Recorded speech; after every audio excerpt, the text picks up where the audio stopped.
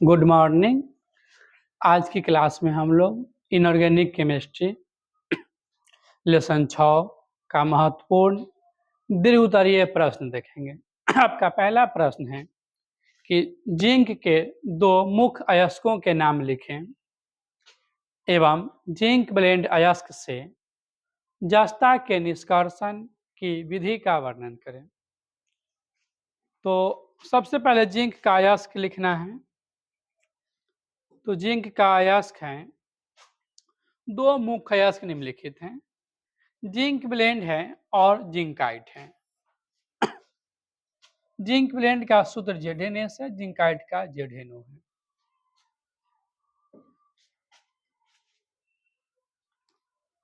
Zinc blende से जस्ता का निष्कर्षण निम्नलिखित चरणों में होता है। पहला चरण है जिंक ब्लेंड अयस्क का सांद्रण, ऑक्सीकरण,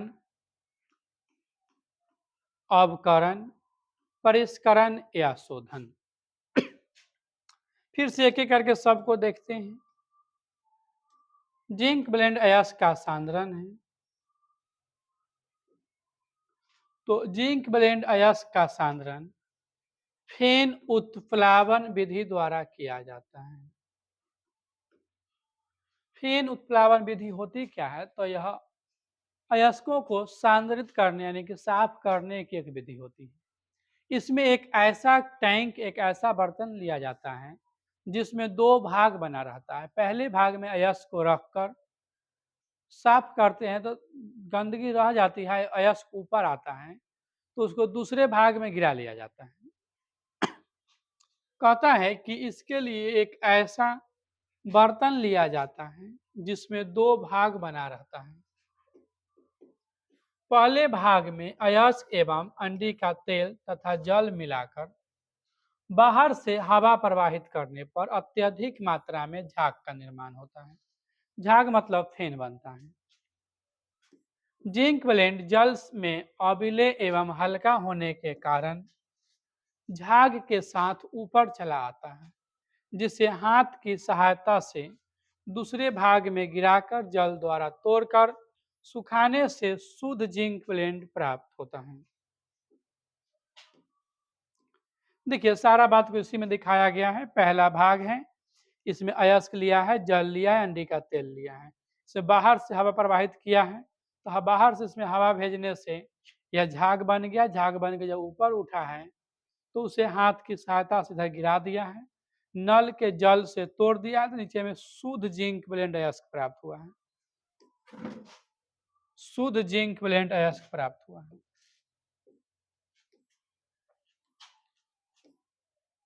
दूसरा इसका ऑक्सीकरण है, तो इसका ऑक्सीकरण जारन या भर्जन विधि द्वारा किया जाता है। जारन या भर्जन विधि होती है कि अयस्कों को हवा की अधिकता में सांद्रित किया जाता है, तो वह जारन या भर्जन विधि है। ऑक्सीजन की अत्यधिक मात्रा रहती है इसमें। इसके लिए जिंक ब्लेंड अयस्क को ऑक्सीजन की अत्यधिक उपस्थिति में गर्म किया जाता है, जिससे जिंक ऑक्साइड प्राप्त होता है। ZnS ऑक्सीजन है, जिंक ऑक्साइड है, सल्फर डाइऑक्साइड है। फिर आया है इसका अवकरण, तो इसका अवकरण कार्बन अवकरण विधि द्वारा किया जाता है। इसके लिए जिंक ऑक्साइड के आधे वजन के बराबर कार्बन का चूर्ण मिलाकर गर्म किया जाता है। जिंक ऑक्साइड से जिंक प्राप्त करना, ऑक्सीजन को हटाना था, तो इसमें कार्बन मिला दिए तो CO बन गया, जिंक अलग हो गया, तो ऑक्सीजन का हटना ही अवकरण कहलाता है। फिर नंबर 4 है परिष्करण या शोधन। तो जो इसका शोधन है आंशिक श्रवण विधि से किया गया है। इसके लिए जस्ता को एक लोहे के बड़े बर्तन में लेकर रुक रुक कर गर्म करते हैं, जिसको भंजन श्रवण कहते हैं। कम क्वथनांक होने कारण जस्ता वाष्प बनकर बाहर निकल जाता है, जिसे दूसरे बर्तन में इकट्ठा कर लिया जाता है, परंतु अशुद्धियां पहले वाले बर्तन में ही रह जाती हैं।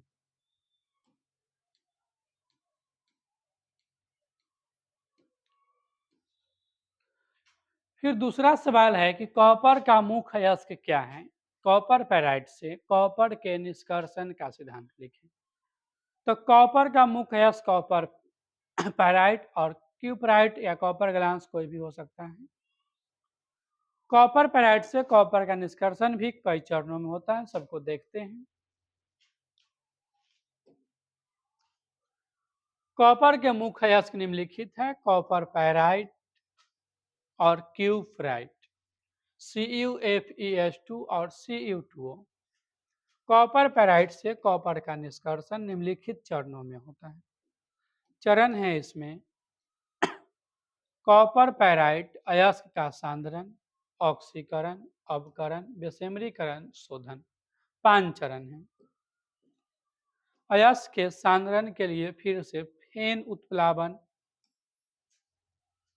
उत्प्लावन विधि का ही प्रयोग किया गया है। फिर इसमें वैसा ही बर्तन लेना है जिसमें 2 टैंक बना रहेगा। पहले टैंक में पेराइट अयस्क, अंडे का तेल, जल लेकर हवा प्रवाहित करने से झाग बनेगा, जिसे दूसरे भाग में गिराने से शुद्ध कॉपर पेराइट अयस्क प्राप्त होगा।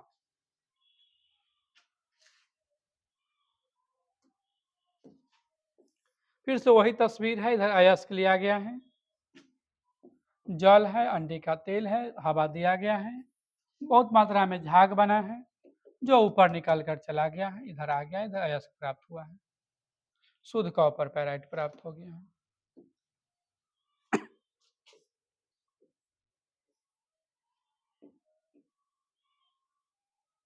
नंबर 2 है ऑक्सीकरण। तो इसका भी ऑक्सीकरण जारन या भर्जन विधि द्वारा किया जाता है। इसे भी हवा की अधिकता में ही गर्म किया जाता है। इसका ऑक्सीकरण जारन विधि द्वारा किया जाता है। इसके लिए कॉपर पेराइट अयस्क को ऑक्सीजन की अत्यधिक उपस्थिति में गर्म किया जाता है, जिससे कॉपर पेराइट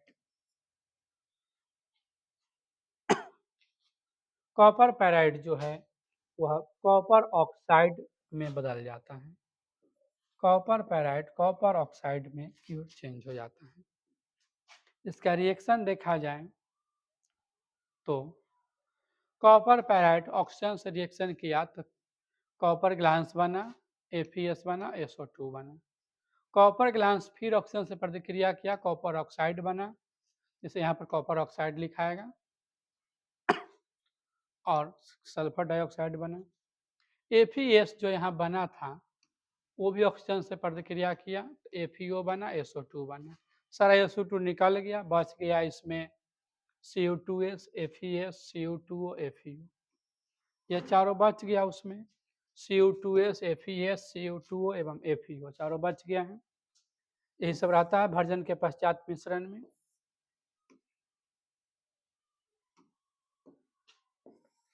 फिर है अवकरण। तो जारन या भर्जन से प्राप्त अयस्क जो है इसमें थोड़ी मात्रा में सिलिका मतलब SiO2 मिलाकर गर्म करने से धातुमल फेरस सिलिकेट बनता है। यह धातुमल बना है फेरस सिलिकेट। धातुमल मतलब धातु की गंदगी, जो भी धातु में गंदगी रहेगी वो फेरस सिलिकेट बनकर निकल जाएगा। तो फिर से लिखा है अवकरण के पश्चात प्राप्त मिश्रण में Cu2S एवं FeS रहता है, जिसे कॉपर मैटे कहते हैं।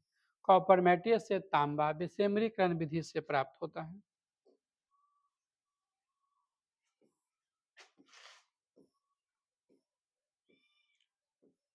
फिर विषमरीकरण विधि बताया है कि कॉपर मैटे में थोड़ा सिलिका मिलाकर गर्म करने पर फेरस सिलिकेट का निर्माण होता है, जिसे हाथ की सहायता से पृथक कर लिया जाता है। यही फेरस सिलिकेट फिर से शुद्धि बनी है और ये हट गई है। अब इसमें केवल Cu2S बचा हुआ है मिश्रण में। Cu2S की ऑक्सीकरण ऑक्सीजन से प्रतिक्रिया कर Cu2O में बदल जाता है। जो शेष बचे Cu2S से प्रतिक्रिया कर कॉपर धातु मुक्त करता है।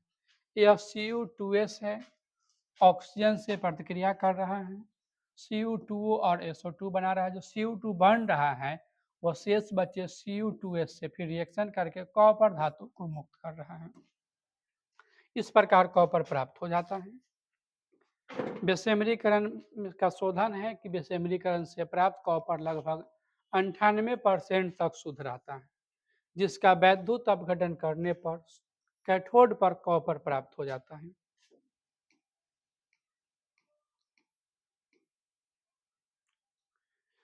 फिर प्रश्न है कि लोहा के मुख्य अयस्क क्या हैं? हेमाटाइट अयस्क से लोहा प्राप्त करने के सिद्धांत लिखें। तो लोहा के मुख्य अयस्क हेमाटाइट है, मैग्नेटाइट है, सीडेराइट है, कोई भी दो लिख लीजिए।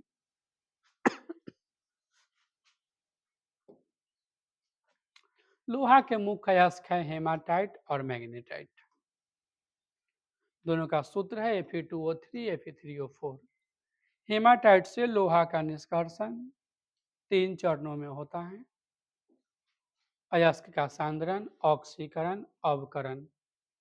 सांद्रण करने के लिए छोटे छोटे टुकड़े को तोड़ लिया जाता है, जिससे पानी की तेज धारा में धोने पर मिट्टी एवं बालू जैसी अशुद्धियां बाहर निकल जाती हैं।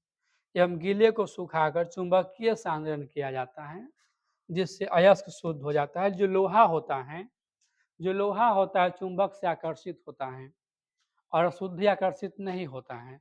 तो लोहा चुंबक के पास आता है, चुंबक में सट जाता है, अशुद्धि अलग गिर जाता है, जिससे शुद्ध अयस्क प्राप्त हो जाता है। फिर है ऑक्सीकरण। तो इसका भी ऑक्सीकरण भर्जन विधि द्वारा होता है, जिसमें सांद्रित अयस्क को हवा की अधिकता में गर्म किया जाता है तो निम्नलिखित परिवर्तन होता है। जल एवं CO2 गैस बाहर निकल जाते हैं। सल्फर एवं आर्सेनिक अशुद्धियां वाष्प बनकर निकल जाती हैं। सल्फर है, आर्सेनिक है, ऑक्सीजन से रिएक्शन किया है, वाष्प बन के बाहर निकल गया, दोनों निकल गए। जो इसमें फेरस ऑक्साइड रहता है वो भी फेरिक ऑक्साइड में बदल जाता है। फेरिक ऑक्साइड में बदल जाता है। अपकरण आता है तो इसका जो तापमान रहता है लगभग 900 डिग्री सी रहता है। यहाँ पर कोक द्वारा आने वाली गर्म गैस से हवा के ऑक्सीजन के साथ संयोग कर CO बनाता है। यह तस्वीर है कुछ इसका, और इस प्रकार हमें लोहा प्राप्त होता है। जो कार्बन था वह ऑक्सीजन से प्रतिक्रिया कर CO बनाया, निकल गया। कुछ CO2 था वो भी कार्बन से करके CO बनाया, ये भी निकल गया। कार्बन मोनोऑक्साइड फेरिक ऑक्साइड में से लोहा प्रदान कराता है। यह कार्बन मोनोऑक्साइड था, फेरिक ऑक्साइड था, रिएक्शन करके यह लोहा उत्पन्न किया है।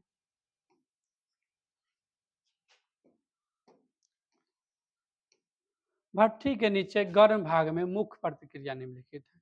जो भट्ठी का सबसे गर्म भाग रहता है नीचे वाला, उसमें कार्बन से रिएक्शन करके लोहा उत्पन्न करते हैं। इस प्रकार भट्ठी के निचले भाग में गलित लोहा पिघलकर भट्ठी के तल्ली में बैठ जाती है और हमें लोहा प्राप्त होता है।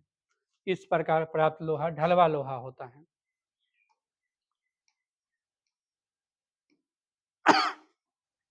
फिर प्रश्न है कि एल्युमिनियम के मुख्य अयस्क क्या हैं? बॉक्साइट अयस्क से एल्युमिनियम का निष्कर्षण लिखें। एल्युमिनियम के मुख्य अयस्क बॉक्साइट है और कुरंडम है। इसका भी निष्कर्षण कई चरणों में होता है, सबको देखते हैं। अयस्क का सांद्रण करना है और एल्युमिना का उत्पादन करना है, अवकरण करना है, फिर शोधन करना है।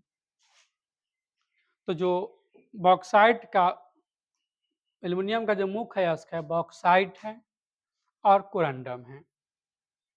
इसका जो उत्पादन होगा वह बॉक्साइट अयस्क का सांद्रण, शुद्ध एल्युमिना का उत्पादन, अवकरण या शोधन, 4 विधियों से होगा। तो अयस्क का जो सांद्रण है उसके लिए बॉक्साइट अयस्क का सांद्रण निक्षालन द्वारा किया जाता है। इसके लिए अयस्क में अशुद्धियों को कई चरणों से होकर साफ किया जाता है। फिर है शुद्ध एल्युमिना का उत्पादन। तो अयस्क में उपस्थित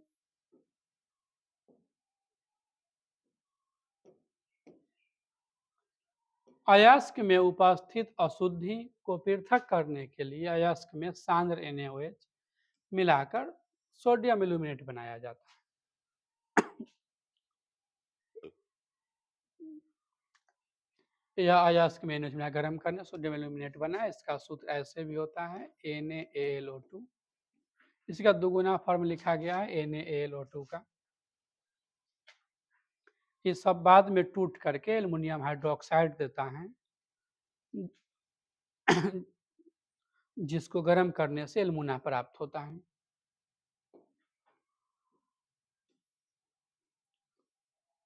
अपकरण है तो इसका अपकरण वैद्युत अपकरण विधि द्वारा होता है, जिसमें कैथोड पर एल्युमिनियम प्राप्त होता है। आपने दिखाया है Al2O3 का वैद्युत अपघटन करेंगे तो Al देगा और O2 देगा। कैथोड पर एल्युमिनियम आएगा इलेक्ट्रॉन लेकर, एनोड पर ऑक्सीजन जाएगा इलेक्ट्रॉन खोकर। इसके बाद शोधन है तो इसका शोधन हूप की विधि द्वारा किया जाता है। हूप। इस प्रकार इस लेसन का लॉन्ग क्वेश्चन समाप्त होता है। फिर अगले वीडियो में मिलते हैं अगले क्लास के साथ।